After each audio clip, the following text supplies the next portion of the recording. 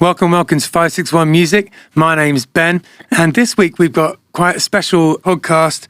We're going to talk about the process of releasing music right from the beginning of the demo all the way through until how you collect the royalties, and we're basically just going to give you a big overview of the whole thing. So if that's something that interests you and some of these subjects are a little hazy in your mind, you should definitely watch this. It's what we're doing. Come and check it out. It's what we're all about. 561 Music. We have Guy Gaultieri with us today. So thanks so much for coming. Oh, it's my pleasure, Ben. It's great to meet you and it's great to be here. Thank you for having me. Absolutely. And your main thing at the moment is you've been producing bands, right? I do. I produce bands locally here in Palm Beach County. You came today with such a purpose about what you wanted to talk about. I think we could just kick it off. Well, yeah. So what we thought we'd do is kind of walk through the process, right? And it does start with the demo. Yeah. And, in my perspective, from a producer perspective, if you're going to bring a demo to me, I want the demo to be as fairly simple as possible. One harmonic element, maybe a piano or a guitar and a vocal. With singing a melody with lyrics that are more or less done. You don't need to have for a demo. You don't need to have a full blown production at this point. Sure, just something that you can put in a tangible medium that you can copyright. Right. So you can send it to the U.S. Copyright Office. I think they charge $45 for a single author, single work. Now you can use their ecosystem, the Electronic Copyright Office, and just upload it all online. It's pretty easy now. Yeah, cool. Copywriting with the U.S. Copyright Office isn't required. Yeah. But it does make it a lot easier if you're going to try to work with a publisher, if you're going to try to work with a record label, anything, if you're ever going to have to defend yourself in the court of law, having a U.S. copyright is necessary.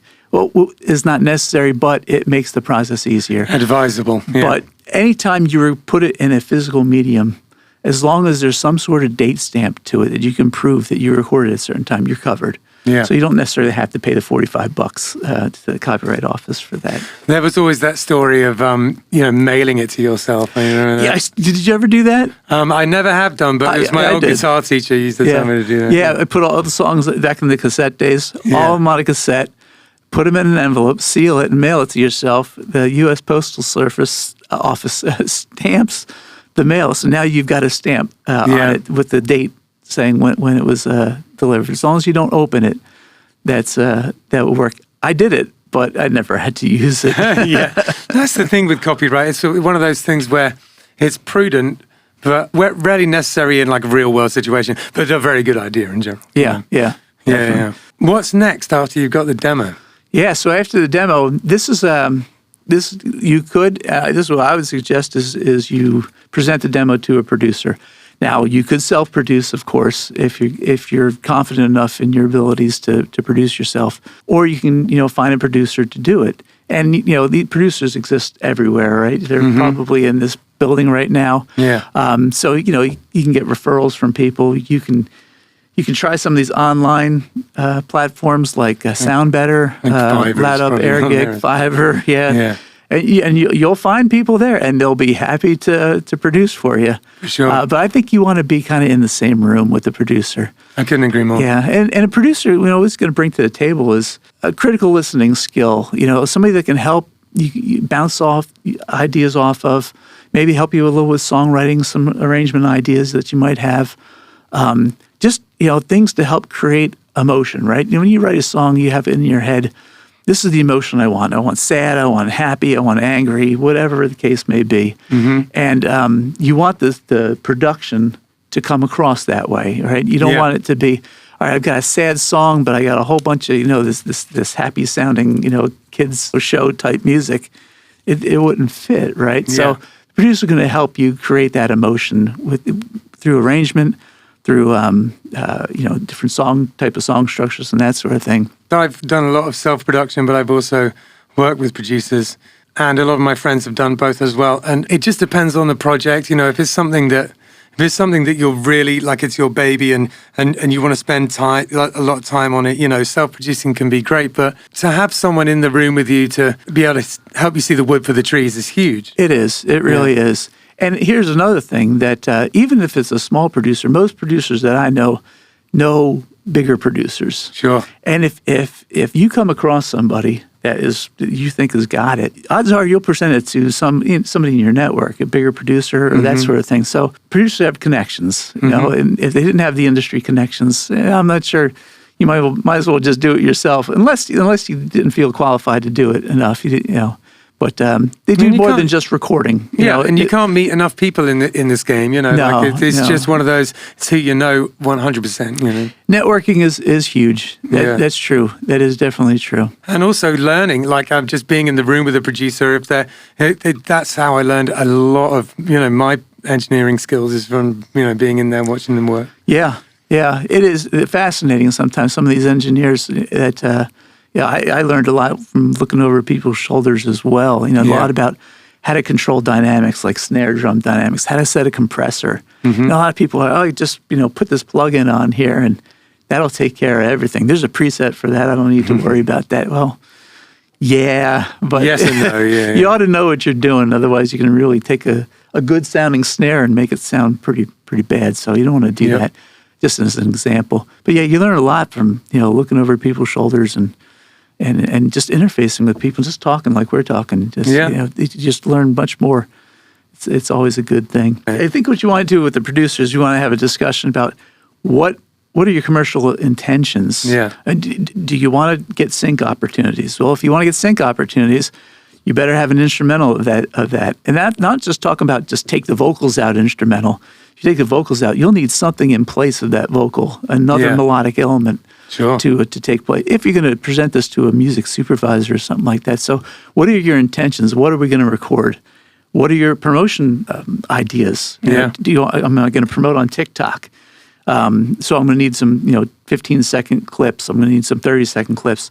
I want an acoustic version. I want an a cappella version, that sort of thing. So lay that all out ahead of time with the producer so we know what we're recording. Yeah. Right? And I love it when someone comes to me and they've really thought about all this stuff. I've got people who come in and they know nothing about it and haven't done any homework. And then I'll get someone who comes in and they're like, okay, so I need this and this and this. And I'm always impressed by those people, It's just like, I need to get an acoustic version and we need to do some clips. Can you film me while I record this for social media and stuff like that? Yeah. Some people are really on it. Yeah. And the other thing is you want to discuss your budget too. I mean, and some producers will work on an hourly rate. Some will work on a flat rate. You pay them one price for the song. Yeah. Some work for a percentage of royalties. Yeah. Points are kind of like percentage of royalties, but it's percent of net profits. A lot of people would do a fixed fee. Yeah. Plus points.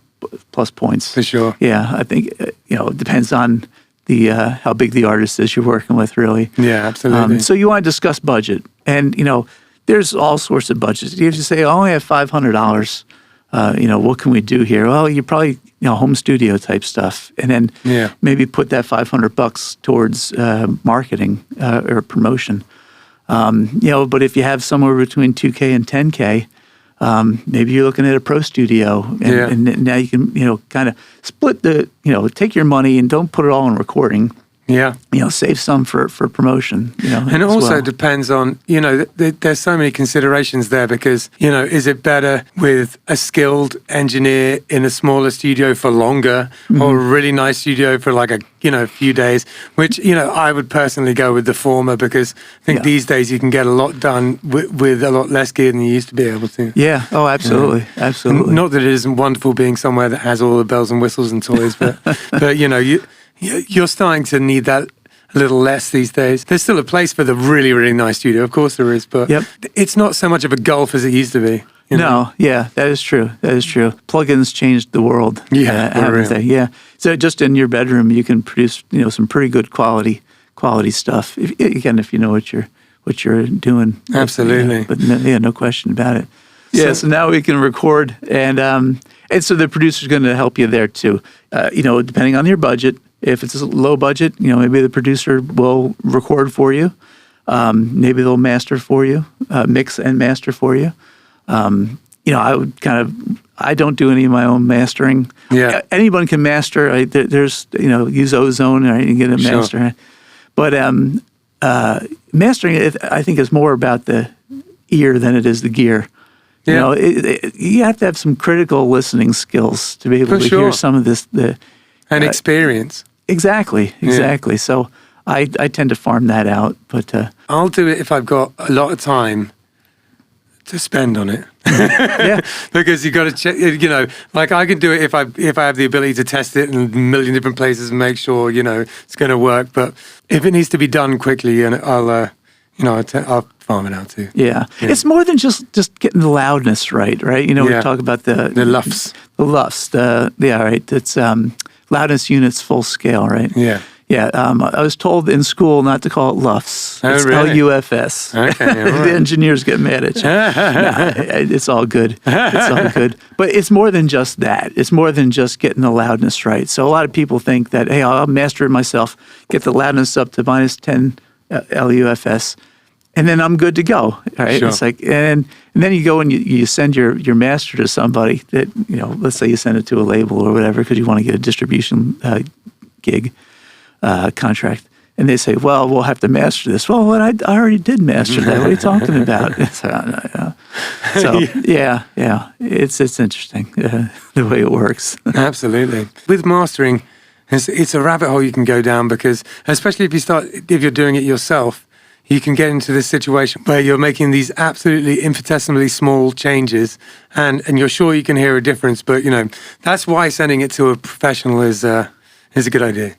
You'd be surprised if you did like an A/B of your master versus a professional. Oh, 100%. And you can hear the difference. It's a smoother sound. It's a warmer sound. It's a richer sound. I've had my stuff mastered by some really great people over the years, and I 100% agree with you. Yeah. All right, so now we are at the point where we're going to register and copyright the tune. Is that right? Yeah. So now this is where it starts getting interesting. So you want to take your finished master, and you're going to send it to a reproduction house, right? You're going to send it to a distributor. Reproduction, if you're going to do discs, right? You're going to do vinyl, you can do CDs, whatever the case may be. A lot of people aren't even doing that these days. Yeah. If you are doing that, you'll need a UPC. Yeah. You can get a UPC from the GS1 website. Every country has a GS1 website where you can buy a UPC for $30. A lot of the manufacturers for the CDs and stuff are doing that for you, like disc makers. I don't know if you used them in the past. Yeah. So they'll get a UPC for you. But CD Baby and stuff like that. Right. Yeah. If you're doing that and you're doing streaming, for streaming you'll need an ISRC, right, International Standard Recording Code, and that's kind of like a digital footprint, so that it follows your song wherever it goes. Whenever it's played, you get paid, and you could register yourself with the ISRC website, agency, whatever it's called. Can't remember what that cost. I think that might be there might be a cost associated with that as well. I'm sure there is. There always is. So everyone's going to get you in one form or another, right? Yeah. Because most of my releases have been through DistroKid or CD Baby, and a lot of that stuff is just kind of like wrapped up in what they do. Yeah. But I'm really interested in hearing your take on all of that, because I know that obviously that's just another person getting paid at the end of the day. So. Yeah, it is. Yeah, and there's so many to choose from, and I'm sure you went through the same process. I've tried everybody. Yeah, I've tried a DistroKid, and then I went to AWOL. Mm-hmm. But AWOL said, "Oh, if you come to us," and nothing against AWOL, I think they're awesome. But they sucker you in with, you don't have to pay anything. We're just going to collect on your royalties, and we can do some promotion with you too.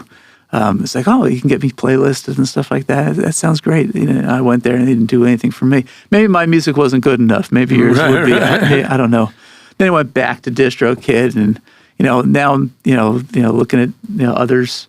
Symphony, I don't know if you heard of them. Yeah. I've never used them, but I have. They're in Tampa. They're local. Really? Yeah, they're in Tampa. Cool. But they're awesome too. They're kind of like the AWOL platform, where if you go to them, they'll if you're good enough, they'll kind of promote you and do some marketing and stuff for you as well. But I think they have a pretty good deal there too, if you're interested in checking that out. Absolutely. But you're right. They're all kind of there to make money. Why would they be anything else? Right. Right. They're going to take their percentage off a cut out of everything you do.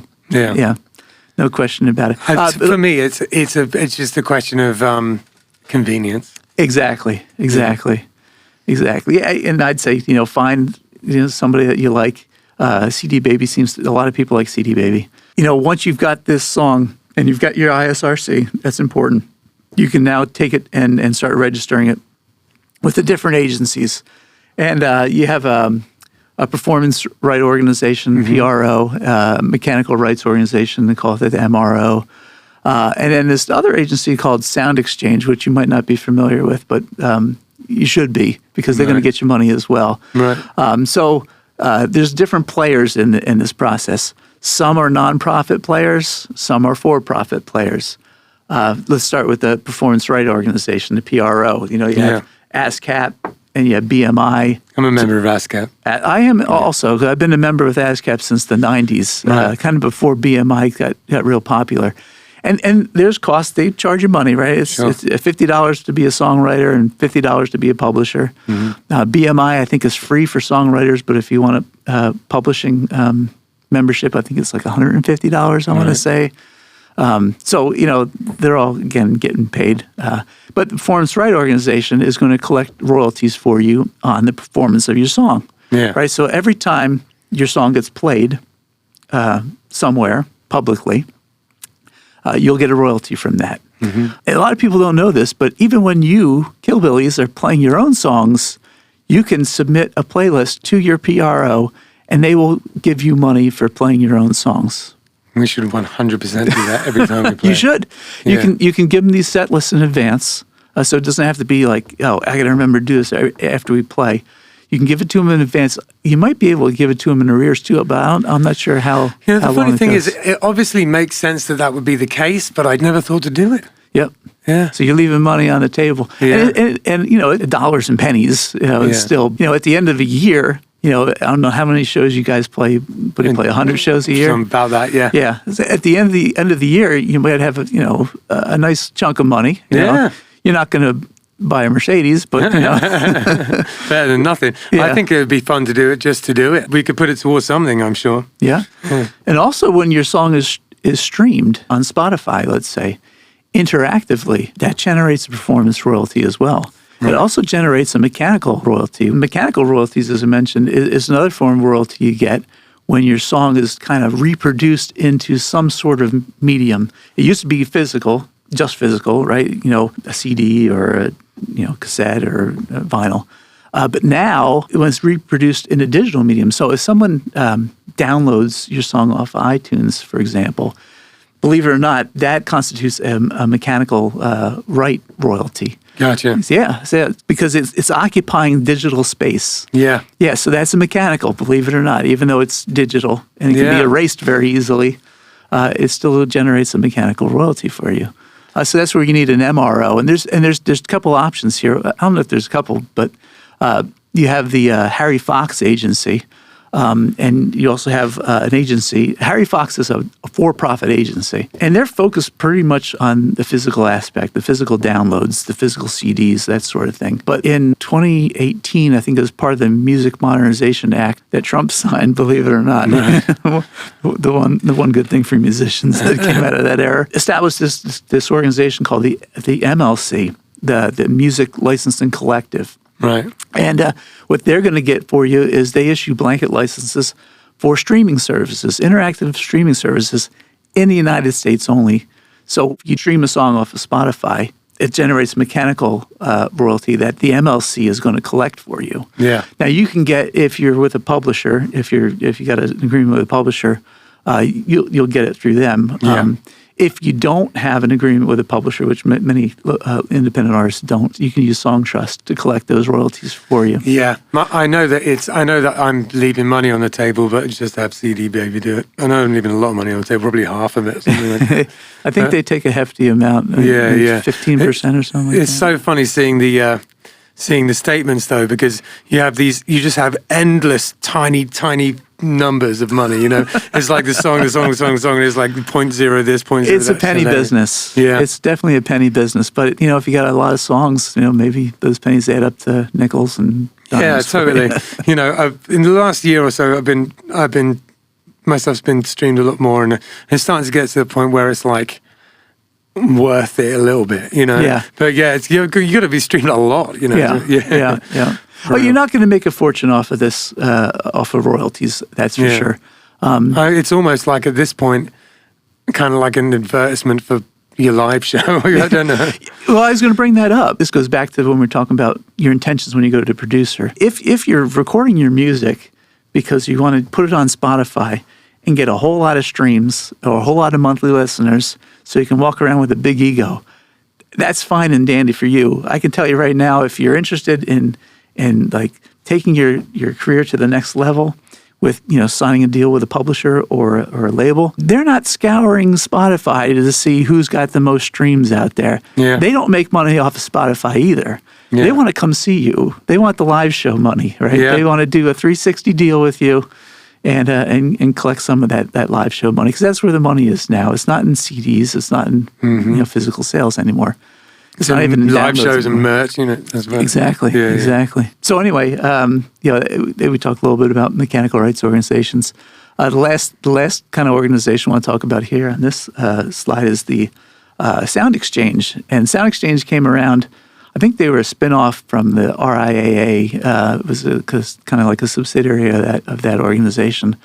And Sound Exchange was put in place, and they're a nonprofit as well, to collect royalties from non-interactive streaming services. So if your song is played on Pandora radio, webcasting type stuff, or it's played on Sirius XM. Gotcha. Right? Like that the web sort of thing. radios. Yeah, exactly. Yeah. Something that the user cannot say, hey, I want to listen to this song now. Yeah. This is something that you're like a digital radio. Sure. So Sound Exchange is going to collect mechanical royalties, or actually it's their like performance royalties from that medium for you.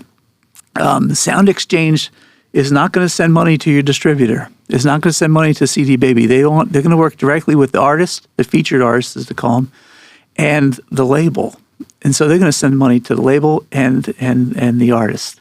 So you want to make sure you have an account on Sound Exchange to collect some of those royalties if you're getting that kind of play. Sure. You can easily get Pandora radio type or iHeart radio 100%. type play, I imagine. And I get some radio play with one of the bands that I was in still. And once in a while, Kilbillies gets it too. And what I've been doing too is one of the ways that I promote the band is I've been sending stuff to radio stations, and they'll play it. There's a lot of little radio stations out there. My friend has a huge list of radio stations, and he sent it to me, and it was all specifically for ska, because one of my projects is a ska project. And I just went down a list, just emailed every single one. There's got to be 100 on there or something like that. And that's a great way to promote your music. Just internet radio or local radio stations. I don't know if Little Steven used to have the Little Steven Van Sant from Bruce Springsteen. Oh, yeah. He had a show, Underground, something like that. Little Steven's Underground. Yeah, I remember that. Yeah, great way to just promote new bands and get them on the air and that sort of thing. And if you can, you send them a copy of your song and get them in front of people who actually genuinely care about music and will tell other people. Right. Yeah. This is let's party. This is now you get to release your song. Your song is released, right? And it's like, all the work is done. Well, the work is kind of just getting started at this point, really. I mean, what do you do on release day, right? You tell all your friends, right, and get them to listen. I think what I find most artists do, and to my opinion, they should cut back a little bit. Is, don't blast your fans. Don't blast your people that follow you in social media. I hear you. I do all the time. I can't help it. But you're right. It's a little tacky. Well, because the same people are hearing it over and over and over again. But you want to let them know it's out there. Absolutely. Because in my mind, you want to promote to your audience. And if you want to expand your audience, use branding to expand your audience. Every band should have a brand. I think the Kilbillies have a good brand, right? Your community. You like the community. You do a lot for the community. That's strong. I think people can resonate with that. So use that to your advantage. Yeah. And expand your audience that way. Don't try Yeah. to expand, like, don't start throwing money, promotional money at playlisting, let's say. Yeah. You know, it's not going to get you anywhere. It's not going to get you people in the seats at your shows. Yeah. Stay focused on your existing fan base, you know. Sure. And then again, expand through branding. It'll Yeah. happen. You just got to, give it time. I found that I've never really spent a lot of money on I've spent a little bit, but not a lot on playlist stuff. But I spent money on ads on Meta. I found them to be very useful. Yeah. Yeah. Yeah. It's just driving people towards the band, different things, either the music or the website and stuff like that. Mm-hmm. I found out of all of the advertising I've done, stuff on Meta and stuff on YouTube has been the most useful to me. YouTube is huge. Yeah. And you guys are taking good advantage of that. I think people want to see the bands. They just don't want to hear it anymore. They want to see what you're all about, right? I mean, look at the big thing in country music now, Lainey Wilson, she dresses funny, but she's got a huge following. Yeah. And she's just got that image. Well, I think that there's got to be something else, and it's kind of like what you were talking about with the branding. Is it just being music is not enough anymore? No. I don't know if it ever was, honestly. I mean, there's got to be other facets to what you're doing. Right now, one of the ways that we've been sort of growing the band is by intersecting it with other things. Like we've been doing these art festivals, and we've been doing all this different stuff, and that has actually proven to be a really rich, fertile thing to do. Is just try and find something to pair it with. It's been great. We've got some stuff coming up that's in that kind of vein as well. I know a guy who he found, like, everyone's got like a charitable type organization that they kind of identify or align themselves with, and he aligned himself with mental health. And not that he had mental health issues, but he started forming these alliances with them, and lo and behold, he started generating just fans based on his alliance with the mental health industry. 100%. And I think just doing something that's worthwhile, people appreciate, rather than just, constantly just being like, look at me, I play guitar. Actually doing something in the communities in some way, Yeah. People respond to that. And because, why wouldn't they? Because it's a good thing to do, Yeah. So in my mind, I think you got to use your recorded music. Honestly, it's just like a marketing tool. Yeah. Now, to get people to this is what we're all about. This is, kind of promote yourself with it. Yeah. Instead of trying to make money off of it, because streaming royalties are like, tenths of a penny at best. So I know. I sent one of my statements to my mom and dad just so they can have a good laugh. I was like, look at this. Look what this is. I know. Yeah. I'm so proud of you.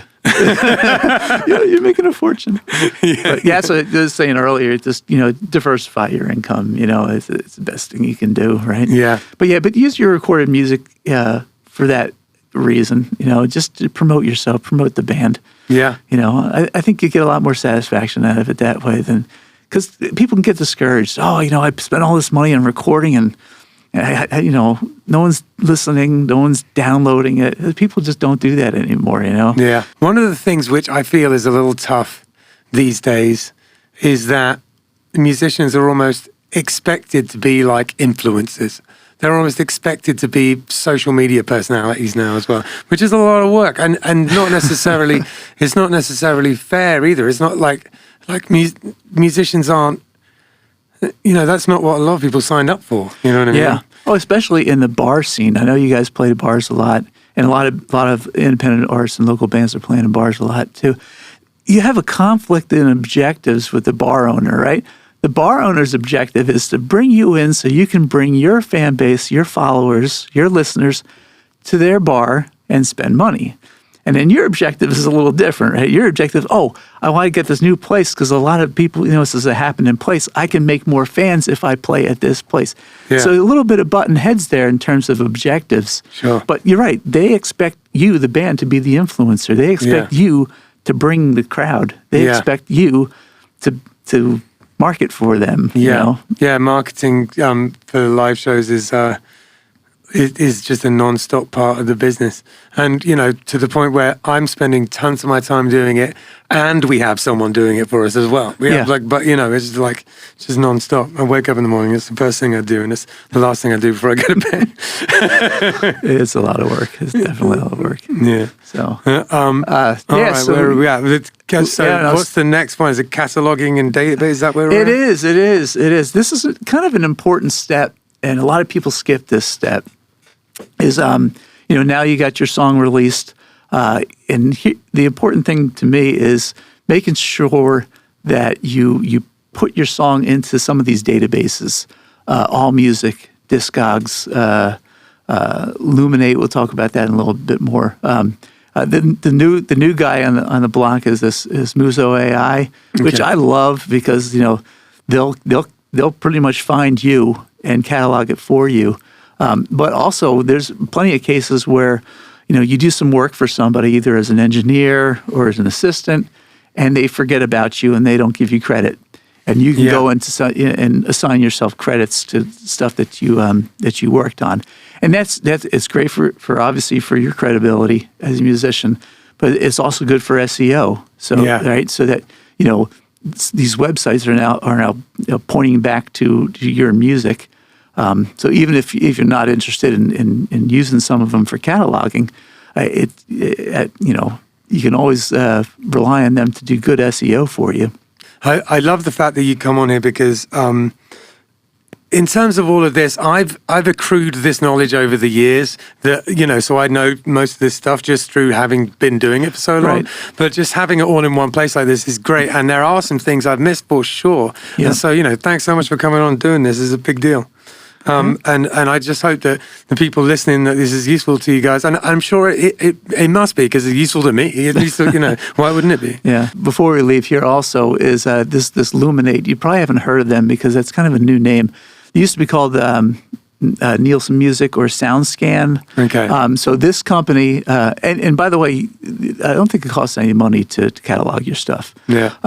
But this company will keep track of your physical sales, your streams, your downloads, all these things, and report that to the RIAA. So if you ever have, if you're fortunate enough to have a lot of, streams, then you could go gold or platinum one day. Oh, there you go. If you're not on, if they don't know about you, you're never going to go gold. So you want to make sure that you at least log it in with Luminate, Yeah, okay, well, that's good to know. Yeah, you never know. Yeah, absolutely. We don't. One of the things that I only really recently fully understood is that if you don't advertise your music at all, no one's ever going to know it's there. It's true. You've got to spend some money on advertising, at least some. Yeah, you do. You have to go crazy, but at least some, because if no, especially if you're not playing live either. Yeah. If you're not playing live and you don't advertise your music, no one's ever going to know it's there. No. It's just going to disappear. Yeah. May as well just not bother releasing it. Yeah, that is true. I've heard it before. It's like, well, I just want to get it out there. Yeah. And there's this, I don't know, people think that if I just put it on some of these platforms, that the platform will start working for me. Yeah. That the algorithms controlling these platforms are going to find me, even though there's 100,000 songs getting uploaded to Spotify every day. Yeah. They're going to find me, and then I'm just going to blow up. I'm going to go viral on some of these platforms. Unfortunately, that's not the case. Not everyone. I mean, Oliver Anthony. You know who Oliver Anthony is? The guy that sang that song, "Richmond, North of Richmond." Yeah. I mean, that's kind of a fluke thing. I think he just did a YouTube upload, and it went from there. But I mean, again, 100,000 songs a day, and that's one song out of 36.5 million that occurred last year. And right, well, putting it up is better than not putting up. At least you've got a lottery kind of chance. But but then but that's about it, unless you do something with it. Yeah, absolutely. Yeah. No, you're exactly right. You have to let people know it's there. That's the way the world works now, unfortunately. Your song that you just recorded will earn royalties in two different forms. Yeah. So this is kind of important to know, is that the song itself, that's the intangible song, earns performance royalties, and it also can get mechanical royalties. the sound recording of the song or the master. You've heard about, so and so owns all the Beatles masters, let's say, or Taylor Swift wants to own her own masters, right? Because the masters earn different types of royalties, distribution royalties and performance royalties. Performance royalties come through that sound exchange I mentioned before, yeah. And there's a whole lot of different people that are involved in this whole process to collect money for you. Sure. As always. So, but I think the important thing here is you want to have a presence in all these different organizations that are agencies that are going to collect this money, even if you're not going to make a whole lot of cash. If you're going to do it right, you might as well. It doesn't cost anything to register with some of these organizations, especially the nonprofit ones like the MLC and the Sound Exchange. If you're going to be professional about it. Yeah, well, if it's not going to you, it's going to someone else, and there's something that I think that leaves a bad taste in my mouth about that. So, It does. Yeah, me too. But anyway, I just wanted to point that out, so kind of keep that in the back of your head, that the song itself earns royalties, and the recording that you just did, the master earns royalties as well. Yeah, so I kind of want to break down a little bit here what the four different areas of the royalties. The performance royalties, which we talk about. Again, those are payments made to songwriters and their publishers and other rights holders when you play the song publicly, when it's played in a bar, even when somebody's busking on the street, believe it or not, they need to pay royalties for that. But also when it's streamed on Spotify and Apple Music. So you want to make sure that you're aligned with a BMI or an ASCAP to collect some of those royalties. Mechanical royalties, these are royalties paid to artists and songwriters. Let's not get those confused. This could be two different people, right? Yeah. You as a songwriter could write a song for me as an artist, okay? And I'm not the songwriter, so I don't get a performance royalty as an artist. Like Elvis, Yeah. But you as a songwriter are going to get the performance royalty. Yeah. And you're also going to get a mechanical royalty, so lucky you. So, so that's when they're reproduced physically or digitally. So again, if it's downloaded from iTunes, somebody paid for it, downloaded it from iTunes. Or if it's streamed on demand. So if somebody selects your song on Spotify to listen to it, or Apple Music on demand, then you get a mechanical royalty. Okay, so streamed on demand. On-demand streaming generates a mechanical royalty, indeed. Interesting. Indeed. And your MRO will collect on that. The MLC will collect on the streaming royalty. Right. The Harry Fox agency will collect on the download and the physical sales. Okay, got it. Then there's the distribution royalties. Now, these are the royalties that you're going to get from the use of the master. The master recording is going to generate these royalties. So these are payments made to the owner of the master. If you own your own masters, then you get these royalties. If your label owns the master, they get the royalties. They distribute them to you. If whatever deal, if you have a record deal, let's say you have an 80-20 record deal, in other words, they get 80%, you get 20%. After they recoup all of their recording costs, of course, then that's a distribution royalty. If you're with your distributor, your CD Babies, your DistroKids, that's the money that they get from your Spotify's, your Apple Music, your Amazons, and that sort of thing. Yeah. Online stores. It's funny. I was talking to Hector about record labels and maybe setting one up and stuff like that. And when he found out how record labels made money, it really made his hair curl. He was like, oh, okay, you didn't realize quite how much, It's like the kind of contracts you sign with a record label wouldn't fly in any other business, I tell you what, they've evolved over the years too, right? Yeah. The biggest thing now, the big one is the 360, right? 360. Actually, somebody said online, saw something about a 720 deal. A 360 deal is now where the record label kind of is a partnership with the artist. Right. They are going to give you money for touring. They're going to give you money for merch. In turn, you're going to give them a percentage of the cut. Maybe it's a 75% for them, 15% for you. Whatever the case, whatever deal you strike with them. But in it, if not only for the master rights, but everything else that you're earning as well. Right. So that's a 360 deal. The 720 deal, I don't know if it's real or not. Somebody says now the record label can come after income that your family earns. So your mom working as a teacher is. Well, it wouldn't surprise me, and that's hilarious. So but then there's also distribution deals that you can get with the record label where you keep 100% of the master rights. Yeah. And they help you distribute and stuff like that. So I see a lot of that going on now too. Yeah, it's always been tough with Killbillies, and you'll get these emails and it'll be from labels and things, but the more you read into it, you're like, it's so it's very difficult to find a situation where you're better off not on your own. It really is. And, obviously if there was a huge label got in touch and they had access to tons of resources, that would be different. But, on the smaller end of things, Yeah. It's tough. I can tell you, I got a guy that I know. He does A&R for Sony up in New York, and he calls people. Okay, if you're getting contacted by a label through a DM from Instagram or an email, think twice about replying. For sure. Do some research on that. I've even had ones where they were pretending to be people and all sorts of things. He will physically call you. So anyway, just to let you know, from what I've. No, it's great advice and 100% true. The ones that reach out tend to be things like, you get those places that are like recording studios and they'll release your tune all in one package. They'll pay for the recording, inverted commas, but then you obviously end up paying and then some, things like that. Oh yeah. And obviously we've never done any of this. Well, you have to ask yourself, is it do you really need a label? I mean, I heard something like 90% of artists that sign with labels under the traditional deal where they're going to pay all your recording costs, and then you pay them, basically it's a loan, right? Yeah. They're going to give you $150,000 to record and market.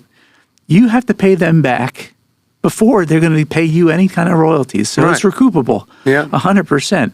90% of them fail to reach that level where it's totally... And 90% of the artists that they signed. So just because you got a record deal doesn't mean it's going anywhere. No, it sounds cool. That's about it. It sounds cool, absolutely. Yeah. So you got to ask yourself, is it really a record label? Is that really for you? Or maybe you want a publishing deal. Publishing deals, I know a guy up in Jupiter. I don't know him, but Ricky Young. Have you heard of Ricky Young? I haven't actually. No. Oh, phenomenal songwriter. Okay. Yeah, he I'm plays sorry if I have heard of you and I've just forgotten Ricky.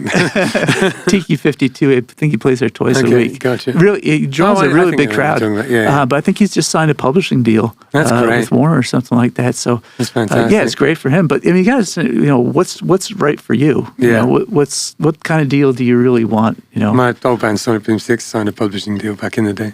Yeah, and there's different type of publishing deals now too. You have, I don't think they do full publishing deals anymore, where basically you sign in as a songwriter and the publisher keeps 100%, has 100% of the rights. Now I think they do more co-publishing deals. With the songwriters, and I think they do admin deals too, where they'll just do your administration type. And stuff. It can be things like for a certain period of time and stuff like that as well. Right, exactly, exactly.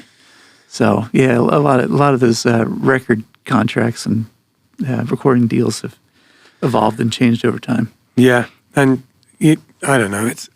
It's tough because you can do so much yourself these days, but there's only so many hours in the day. That's the other thing. Yeah, which is why it's nice to have some people in your corner. So. Yeah. If you do, and you should have a team.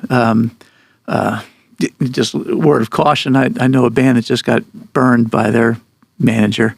Right. So choose wisely with a manager. I think you want a manager that kind of knows the industry and can help you with branding and can help you, get the gigs that you want, although that's kind of like a booking agent. But, at the independent artist level or at the local musician level here, it's somebody that you can trust that kind of knows the local industry, a little I've come better into than you do. contact with some pretty good managers over through 561 Music actually, and you can tell the guys that know what they're doing. Yeah, and Killbillies has 2 or 3 agents, one more than the others, but booking agents, and then And then we have Danielle, who does our social media, but that's it. We don't have a manager.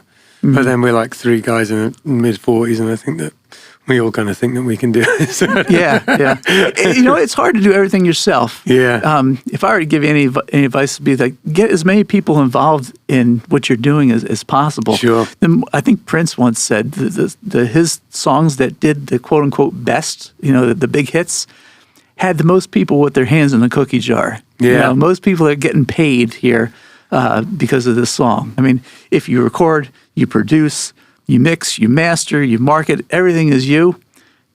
You're probably going to be the only listener too. Sure, exactly. So get as many people behind you as possible. Yeah, it's like the recording equivalent of why there's always people at ska band shows. Yeah. Because each member brings something. Yeah, that's awesome. That's awesome. So this chart kind of walks you through the different elements of the royalty structure. You were showing me this earlier, and this is fascinating. Yeah, so they try to put it in kind of a flow chart, if you will. So we have the song or musical work on the left-hand side, and then you have the sound recordings on the right-hand side. And so the sound recording is your master. So the song, you're going to get performance royalties, your public performance royalties, and you're going to get your master mechanical royalties from that. So the sound recording, you're going to get your production, reproduction, or distribution royalties, and you're also going to get the digital performance royalties. That's the sound exchange stuff. That's the stuff coming from Sirius XM and the webcasters and that sort of thing. So if you look over on the right-hand side, that number one column, the dark blue, of the performance royalties, they're collected through the PRO agencies, right? The ASCAPs and the BMIs and some of the other guys there, and they distribute it to two different people, right? The publisher and the writer. So you as a songwriter are going to get the songwriter's share. Typically, this is a 50-50 split, although if you have a publishing deal, it doesn't necessarily have to be a 50-50 split. But you can also be a self-administered publisher yourself, so you can collect that other half of that performance royalty. Sure. So anyway, you can be your own publisher and collect that part of the royalty. If you look in column number 2 for the mechanical royalties, obviously these are collected through the MLC we talked about and the Harry Fox agency. They're going to send, and you can get those mechanical royalties through. If you use Song Trust, they can be collected through Song Trust or CD Baby. I think we'll collect those for you as well. So those go to self-administered songwriters and music publishers who then in turn would pay the songwriter. So if you have a publishing agreement, you're going to get your money through the publisher that way. Yeah. And column 3 there for the sound recording of the master. So when your song is again played on Spotify or whatever, and streamed on one of those digital streaming services, they're going to pay a royalty to Spotify. Will pay a royalty or to your distributor, CD Baby, DistroKid, AWOL, TuneCore, whoever you use. They in turn are going to send that royalty to yourself if you're a self-administered, self-released artist, and the record label, and the record label will in turn pay the artist. And also your producer, if you've got an agreement with your producer for points. Sure. Yeah. Okay. That's where you want you're going to pay. The artist pays the producer. The producer's not going to get paid from your distribution company. Right. And lastly, column 4 is the digital performance. So this is a non-interactive streaming, and you're going to get that money directly from Sound Exchange. So again, your distributor will not be getting that money. So you got to register with Sound Exchange to collect any of that money. They're going to split that up into a label share and the featured artist share. Can't remember if that's a 50-50 even split or not. Typically, it's not with labels, but the featured artist is you, Hillbillies. Yeah. A non-featured artist would be any kind of union musician that you may have used in a studio, like a session player, something like that. What I'm curious about with that one is, what's the statute of limitations on that? How far can they back? Is it just like one fiscal year, or are we going to go back a little way? I don't know. They do go back, though. Okay. I can't remember how far back they'll go to collect those royalties for you. Yeah, it may be 12 months. I'm not sure. I'm going to take a look into that. Yeah. That's something I haven't really done. Also, something to note here, too, if you do have points that you've given to a producer, for the producer to get money from that leg number 4 of this process here, the artist will need to give Sound Exchange what they call a letter of direction, an LOD. So directing or diverting some of the artist's share of that money to the producer. Right. Okay. So okay. Yeah. So so this slide kind of highlights the different sources, revenue sources for your recorded music. Interactive streaming. That's again, the Spotify's and Apples and Deezers and Titles and all those guys. Yeah. Non-interactive streaming, Sirius, Pandora. Those guys, iHeartRadio, physical products and downloads, from CDs, sales, and that sort of thing. And oh, by the way, in that category, if you're with a label, the label keeps track of that. Yeah. And you have to trust the label. You can audit your label to say, okay, how many physical CDs did we sell? Mm-hmm. And they have to tell you the truth. Yeah. So make sure that you're getting the money you're supposed to be getting from that label, from this physical downloads or sales. AM/FM radio. Interesting thing about AM/FM radio is they'll pay a performance royalty, but they won't pay a master rights royalty. Right. Yeah, you were telling me about this. Yeah. Oh, in the United States, that is. Yeah. The only country in the world that won't pay to use your master recording. Land of the free radio. You got it. I don't know how they get away. Sound Exchange, I think now is lobbying to try to change that. Right. I don't know if they're going to have any success. Maybe they have. Last I checked, that this was still the case where radio doesn't have to pay for the use of your sound recording. Right. And then, satellite and cable radio, and then synchronization. A lot of people, would like to get their songs in to music supervisors to get synchronization money. If you don't know a music supervisor or you haven't worked with one before, there are online companies like Taxi, SongTrader. I don't know if you use any of them. Have opportunities to you can submit to get your music into, TV and. Oh, I know what you're talking about. Sorry, yeah. It was going over my head a minute there, but yes, I do know what you're talking about. Yeah. It's interesting. So what I thought we'd do is just, we could break down every one of these legs and we'd be here until 3 o'clock in the morning. But the one that most people, I think, are interested in is that top one to the left, the interactive streaming. Yeah. Because that's where a lot of them are getting their royalties. So go to the next slide. So here, I kind of broke it down so you got a feel for the percentages. So if you look real quickly in the bottom left, you'll see the typical breakdown. When you start with, you've earned a royalty stream, right? And 100% of that royalty stream is now being broken out into different areas. 80% of it is kind of going to your record label, right? Sure. 10% goes to PRO, 10% goes to the MRO, and you can see the breakdown. Gets broken down even further, right? The artist gets a little bit of a share. The label keeps 64%, and that sort of thing. So what I thought I'd do, just for fun, is put an example with some numbers there. Yeah. So you can see, well, how much am I getting paid? I've got 100,000 U.S. streams, and it's important that they're U.S. streams because every country has a different royalty rate. So 100,000 U.S. streams from Spotify, let's say, they're going to pay you $400. Yeah. How much of that is going in Ben's pocket? It depends, right? So if Ben signed with a label, the label's going to keep $256 of that money based on the percentages that you see in the breakdown on the left. Yeah. The artist share is less than $100. Okay. If the artist is giving points to the producer, the artist of that $54, the artist is going to have to pay out 15% of whatever the deal is with his producer to pay the producer. So out of the $400 that were for 100,000 streams, that's a lot of streams. Yeah. You're ending up with less than $50 in your pocket. That's if you have a label. If you are the label, obviously you got that $256 in your pocket. Yeah. Too. So you keep some of that money there. But now there's other money on the table that you got from the PRO. That's your ASCAP and your BMI. that gets distributed to you. So this is only 10% goes there, and another 10% goes to the MRO, which you can collect as well. So again, pennies here, but $17 here or there.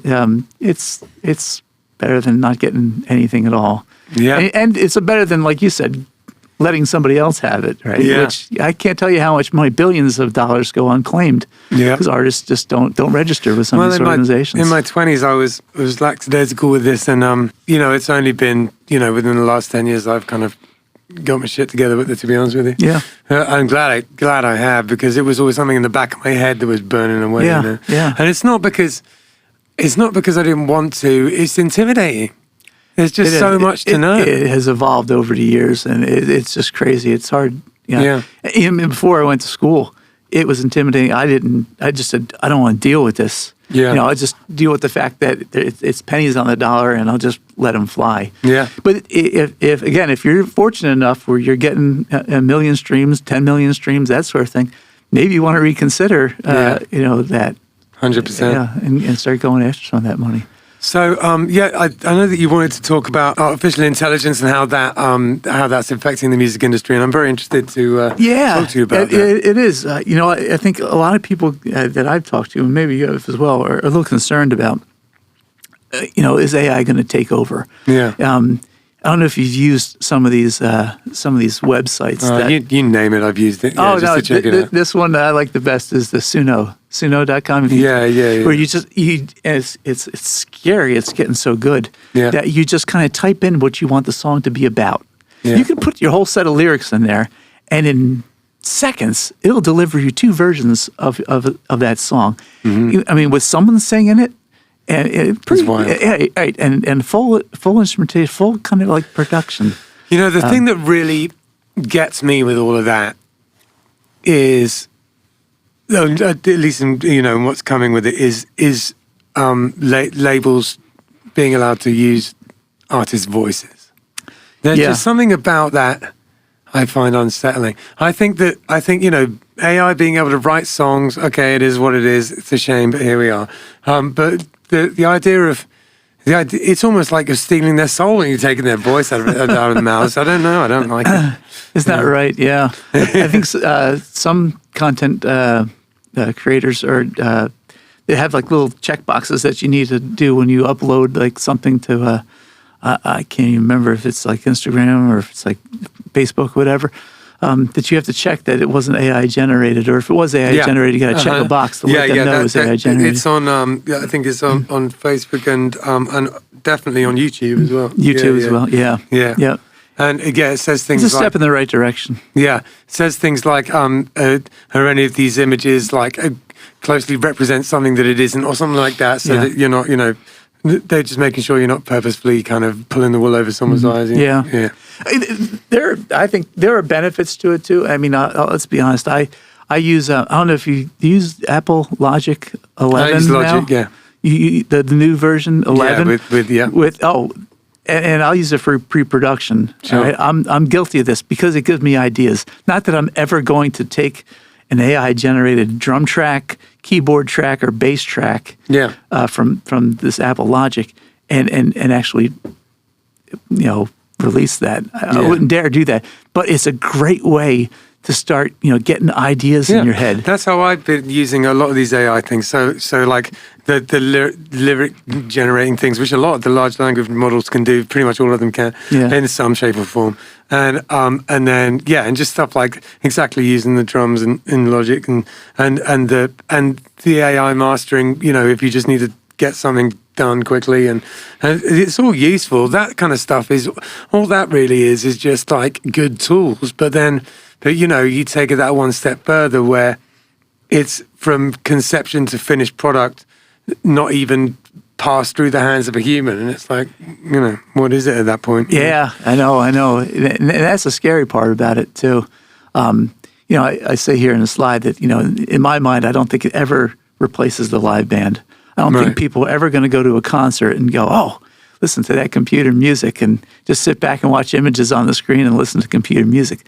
I just don't see that. I also don't see guys like you just throwing in a towel and saying, I'm done, you know? No, I'm not going to write songs anymore because this AI can do it for me. No, I don't think it's going to go away. I think something that I think about a lot is that kind of like dead internet theory where it's just going to build up so much with AI junk that it just gets to the point where there's barely any humans on it. Yeah. And then I think at that there's going to be some kind of crisis point and then something will happen. You know what I mean? Yeah. And so because humans still want to communicate with humans. That's kind of the main point of like the internet in the first place anyway. So I think we'll get sick of it quicker than we think. Yeah. You know?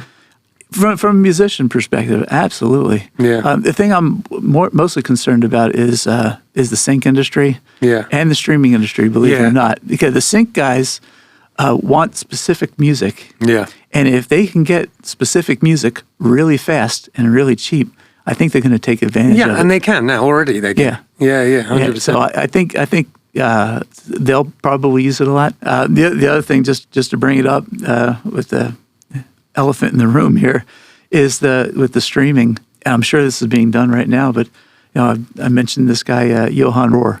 Yeah, and interesting guy. He uploads music under like over 650 different artist names.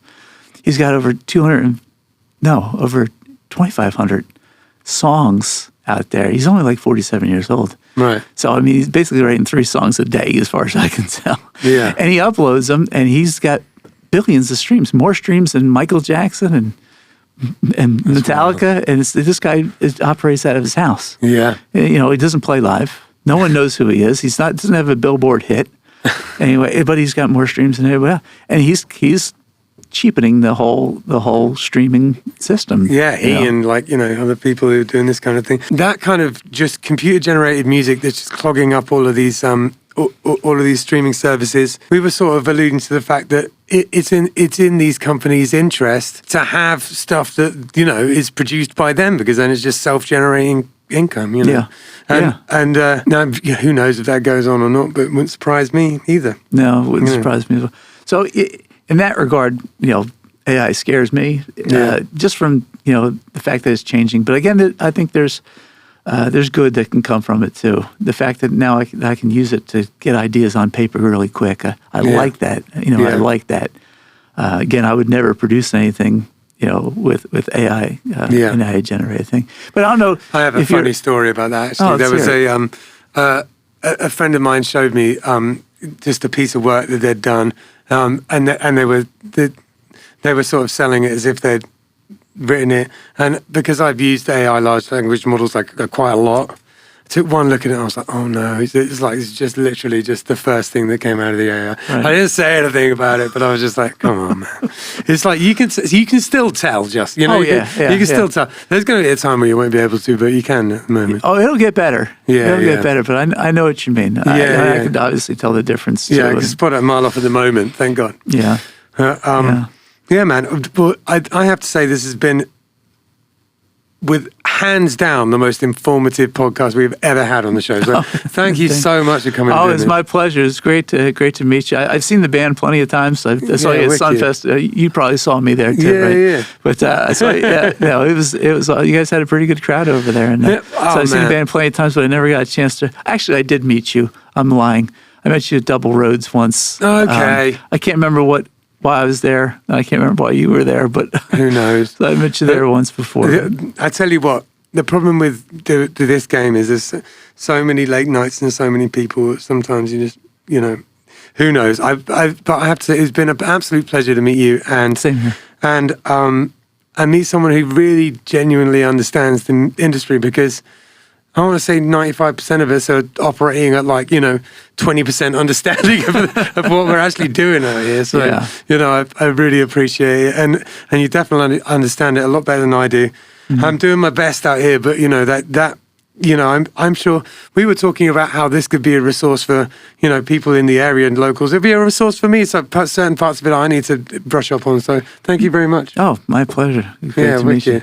Well, hopefully we can have you back and you can elucidate us some more on some other subjects in the music world. And best of luck to you. I think that the best thing you can be is in this industry is knowledgeable of how it works and prepared, and you're definitely those things. If you're going to break the rules, you ought to know them first. Absolutely. Yeah, that's the way I see it. Totally. Yeah, there's no reason you have to stick to this mold, this format, this template, but at least know what you're deviating from. Totally. So, yeah. So this weekend, Killbillies has got coming up. Let me check. We're playing O'Shea's on Friday, and that's 9 to 1. O'Shea's in West Palm Beach, and I think. Oh, I'm playing at Guanabana's on Sunday from 3 to 6. That's all we've got this weekend. Come and hang out with me at Guanabana's. I always appreciate it when I see some friendly faces there. And that's my sort of looper set kind of solo thing. But yeah, O'Shea's will be a fun one. We're just fresh back from being, away on tour, so the band's tight and we're all feeling good about it all and everything. So it'll be a fun show. You should come check it out. And thank you very much. No, thank you. I appreciate it. Same See you. Oasis Root Kava Bar is in Sea Grape Square on Indiantown Road, and it is a kava bar. If you don't know anything about kava, it's a Polynesian root that you grind up and you mix with water, and it has been in Polynesia for potentially thousands of years. It's an old thing that they used for kind of ceremonial and also sort of leisure purposes. It's meant to be something where, that brings people together. You all take a shell of kava and chink them together and say bula and have it together like that. It's meant to be something to bring people together. It has a kind of an effect, which is, I guess, a kind of a slightly warming effect. It just kind of makes you feel nice. It's not particularly intoxicating. It's not like drinking alcohol. So the atmosphere in a kava bar is sort of like a cross between a regular bar and a coffee house. It's pretty chill in there. You get all sorts of different types of kava bars. Some of them are more like a club, they're sort of like blacklight and EDM playing. And some of them are more like a cafe. This is one of the cafe type of ones. It's super chill in there. If you're looking for somewhere to, I don't know, maybe go and do some work on your laptop or go and have a chat with friends, it's perfect for that kind of thing. There's a foosball table in there if that's your jam, or baby foot as they call it in France. Yeah, Jim, the owner, is a really cool guy, and he has very kindly sponsored our podcast. So thank you very much for that, Jim. They also do a poker night in there. All sorts of things going on at Oasis Root.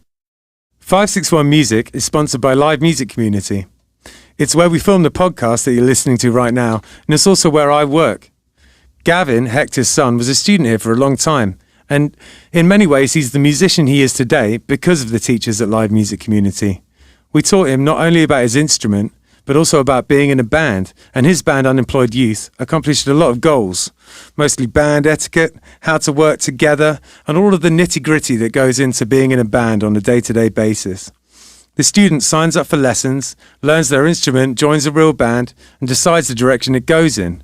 And we can take people from very young age, 6 or 7 years old, all the way up to 80. There's no age limit here.